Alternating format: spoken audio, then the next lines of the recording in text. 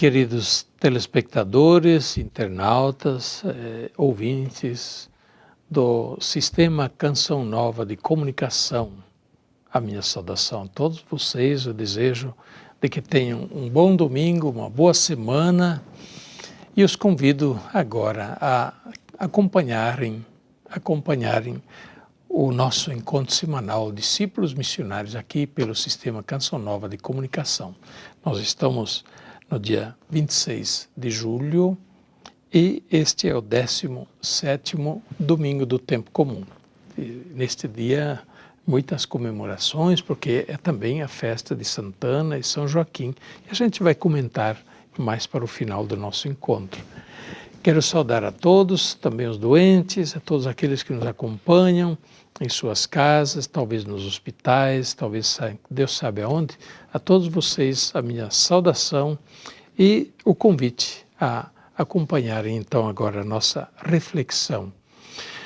A segunda leitura deste domingo também ainda está tomada da carta aos Romanos. E continuamos no mesmo capítulo 8º. Praticamente passamos todo este mês, os domingos deste mês, comentando, lendo o capítulo 8º da carta aos Romanos. Você vê que ele realmente ocupa uma importância muito grande dentro dos ensinamentos de Paulo, na pregação de Paulo, que marcou a vida da igreja, o ensinamento, a doutrina da igreja e, portanto, para nós continua sendo importante. De resto, é palavra inspirada, a palavra de Deus através do ensinamento, através da palavra de Paulo. A igreja tem as palavras dos apóstolos como palavras inspiradas por Deus e que fazem parte, por isso mesmo, da Sagrada Escritura. Pela Sagrada Escritura, Deus nos fala hoje. O texto de hoje é Romanos 8, 28 a 30. Mas eu pego somente o versículo 28, que diz assim: sabemos que tudo contribui para o bem daqueles que amam a Cristo. Sabemos que tudo contribui para o bem daqueles que amam a Cristo.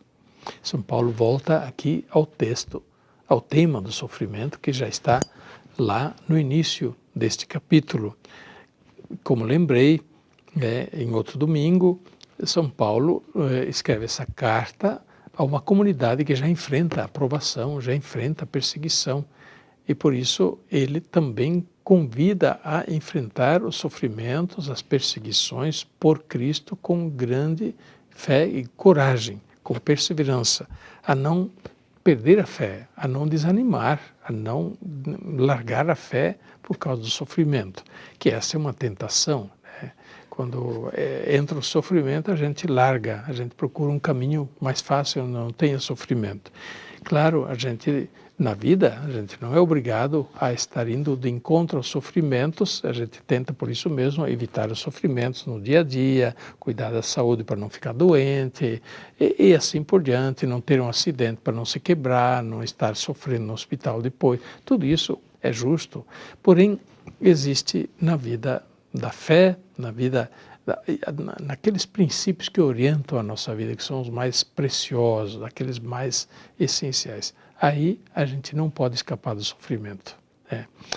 Isso não vale só para a fé, não vale só para a religião. Veja, alguém que quer ser um bom profissional tem que malhar. Primeiro tem que malhar muito no estudo, tem que dar conta do estudo e se dedicar ao estudo, e às vezes sofre, Sofre, sim. E depois com o profissional ele tem que malhar, tem que se manter firme, se manter atualizado, tem que batalhar, tem que fazer suas escolhas certas para manter-se como um bom profissional, não ser um profissional desqualificado, desacreditado. Então, sim, as nossas escolhas sempre implicam também em sofrimentos. E se a gente quer só fazer as escolhas sem sofrimento, a gente não faz nada na vida, a gente não sai do lugar. Na vida cristã não é diferente. Na vida cristã, nós somos cristãos, seguimos Jesus Cristo, orientamos nossa vida conforme o Evangelho, e isto necessariamente nos confronta com as escolhas que implicam em sofrimento. Pois bem, São Paulo, porém, diz: sabemos que tudo contribui para o bem daqueles que amam a Cristo. E aí ele fala do sofrimento, das perseguições, das injúrias e das privações aqueles que amam a Cristo devem enfrentar. Mas não devem nunca esquecer: quem ama a Cristo não tem o que temer, né? Quem nos separará, ele dirá mais adiante, quem vai nos separar do amor de Cristo? A perseguição, a angústia, o sofrimento, a fome, a nudez, a morte, nada disso nos deve separar e nos consegue separar do amor de Cristo, que está em nós. Nossa, isso é tão importante, tão bonito. Por isso mesmo, para não perder o amor de Cristo, não perder o bem precioso que é Cristo em nossa vida com Cristo, a gente deve ser capaz de enfrentar também os sofrimentos que isto implica. Não querer escapar, não querer um cristianismo mole, um cristianismo light, né? Cristianismo sem sofrimento não existe. Isso é um cristianismo falsificado, um cristianismo diluído, e essa é uma tentação muito forte hoje. Cuidado com o cristianismo, a pregação diluída, um cristianismo que, enfim, quer mostrar que dá para ser cristão ou dá para ter fé em Deus sem enfrentar o sofrimento. Hoje a igreja recorda São Joaquim e Santana, esse casal tão querido. E quem são eles? Naturalmente são os pais de Maria Santíssima, os avós de Jesus. São Joaquim e Santana, pais de Nossa Senhora, são, por isso mesmo, hoje também reconhecidos, celebrados como os padroeiros dos avós, dos idosos. São Joaquim e Santana, eles foram muito agraciados por Deus, de serem pais da mãe do Salvador. Sabiam eles? Não sabiam. Mas eles são pessoas de fé, são pessoas que procuraram viver a fidelidade a Deus, aos mandamentos de Deus, à sua consciência, e tiveram esta bênção, portanto, de terem a filha que foi escolhida por Deus para ser a mãe de Jesus Cristo, nosso Salvador. Em geral, se fala muito mais de Santana, e São Joaquim fica um pouco no esquecimento, mas ele é celebrado junto com Santana, é o casal que é celebrado. E eles são, por isso mesmo, uma referência inspiradora para os casais que têm filhos pequenos, na educação dos filhos, no cuidado dos filhos, na vivência da fé, no testemunho da fé junto dos filhos e, claro, no amor um pelo outro do casal, na vivência do matrimônio. Eles são também exemplos de pessoas idosas que viveram serenamente a sua fé, tiveram uma alegria imensa de terem a graça da filha que se torna mãe do Salvador. Eles provavelmente nem chegaram a compreender toda a amplidão do que isso significava, mas foram muito abençoados por Deus.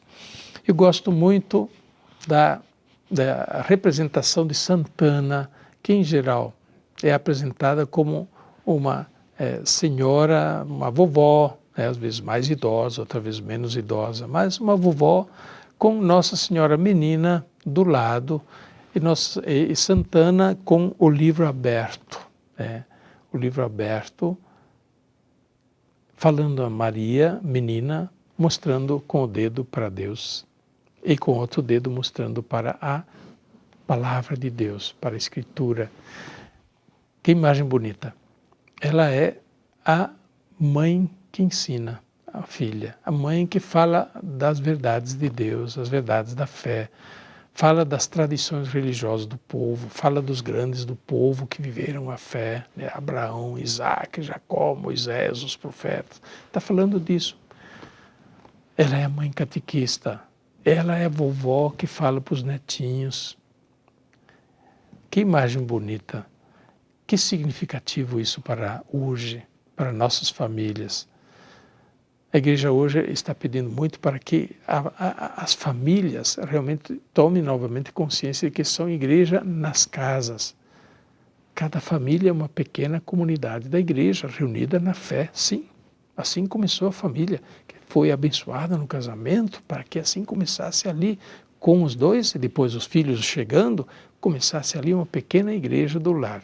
E ali se vivesse a fé, se testemunhasse a fé, se cultivasse a fé, se participasse da fé com a grande família, a paróquia, e ali se transmitisse a fé à nova geração, aos filhos, aos netos, para introduzi-los depois na grande comunidade, a grande família da igreja, que é a maior, a comunidade maior, que é a paróquia, que é a diocese, que é a igreja toda. Então, nesse caso, os pais, os avós, as avós, nesse caso Santana, têm um papel importantíssimo. Contem para os seus filhos, ainda pequenos, contem para os seus netos as coisas de Deus, a vida dos santos, as histórias da Bíblia, do Evangelho, a história de Jesus, as parábolas e tantas coisas bonitas. Elas vão saber repetir isso, elas vão guardar isso no coração. Isso é precioso. Que Santana interceda pelas mães, pelas avós, que São Joaquim interceda pelos pais, que também tem um papel importante. Nunca vamos esquecer. E a todas as paróquias e comunidades que festejam Santana neste dia 26 de julho, Deus abençoe pela sua intercessão, cubra de bênçãos todas essas paróquias, todas essas comunidades. Também em São Paulo nós temos várias paróquias Santana na cidade e uma paróquia, uma igreja de Santana neste dia 26 está sendo elevada à dignidade de Basílica Menor, a igreja de Santana, no bairro de Santana, em São Paulo, a Zona Norte. Que Deus abençoe através deste momento e desse reconhecimento de uma igreja como espaço especial de encontro com Deus, de catequese, de evangelização, traga muitos benefícios ao povo de São Paulo. A bênção de Deus Todo-Poderoso, Pai, Filho e Espírito Santo, desça sobre vós e permaneça para sempre. Amém.